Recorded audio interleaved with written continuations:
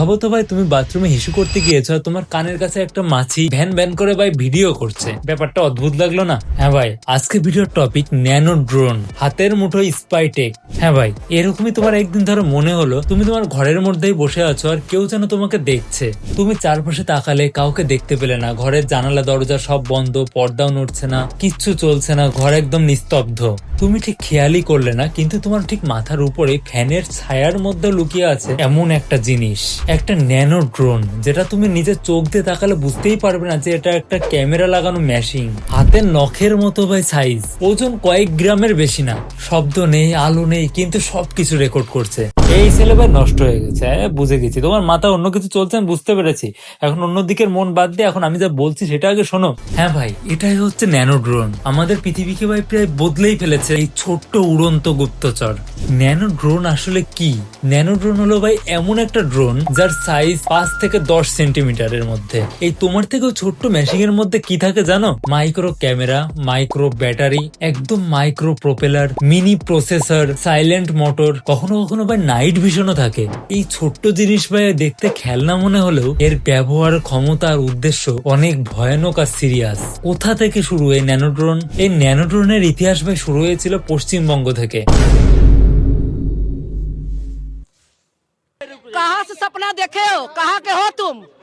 तुम्हारी औकात क्या है कि ये शब्द बोले हो? সরি, এই ন্যানো ড্রোনের ইতিহাস শুরু হয়েছিল মার্কিন যুক্তরাষ্ট্র থেকে। 2007-8 সালের দিকে defence advance research project agency, যাকে সবাই বলে ডারপা, যারা প্রথম ন্যানো ড্রোনের ধারণা বাস্তব রূপ দিতে কাজে নামে। অতিরিক্ত ছোট, সাইলেন্ট আর মানুষের চোখেও পড়বে না এমন ডিভাইসের দরকার ছিল আধুনিক গোপন কোনো মিশনে, যুদ্ধক্ষেত্র বা বিভিন্ন শহরের সিকিউরিটি এর জন্য এটা ব্যবহার করা হতো। তারপর আসে FIR black Hornet nano drone. Black Hornet হলো পৃথিবীর সব থেকে বিখ্যাত ন্যানো স্পাই ড্রোন।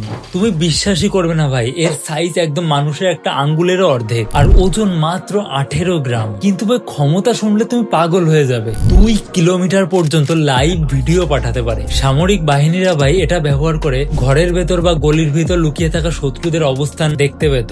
এতে আছে ভাই night vision, temperature sensor, GPS, আর সব থেকে ডেঞ্জারাস ব্যাপার হলো ভাই এটা একদম সাইলেন্ট। মানে ভাই তোমার কানের গোড়াতে বেরিয়ে গেলেও তুমি টের পাবে না। 2014 সালে মার্কিন সেনারা যখন শত্রু লুকিয়ে থাকার জায়গা শনাক্ত করতে চেয়েছিল, তখন ব্ল্যাক হর্নেট তাদের জীবন বাঁচিয়েছিল। সামনের ঘরে ঠিক কতজন আছে, তারা অস্ত্রধারী কিনা, এই সব নিউজ তারা পেয়েছিল এই ছোট্ট ড্রোন থেকে। এমনকি ভাই ব্রিটিশ আর্মিও একে গেম চেঞ্জার বলেছে। হ্যাঁ ভাই, বিজ্ঞানীরা এর থেকেও আরো বেশি ছোট ড্রোন তৈরি করারও চেষ্টা করছে।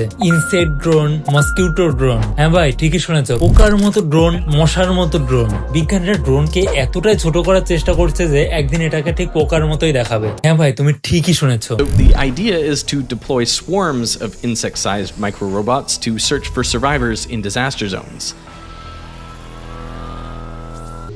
Think the hunter-seeker from Dune or the killer robot bees from Black Mirror.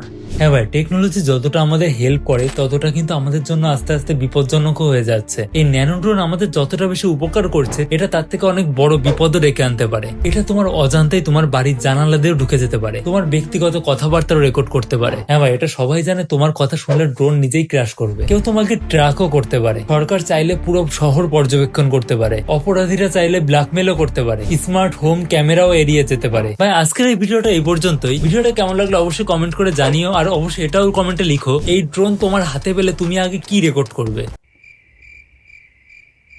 দেখা হচ্ছে ভাই আবার পরবর্তী কোনো ভিডিওতে। সেই পর্যন্ত সবাই ভালো থেকো, সুস্থ থেকো, take care. Thanks for watching, by.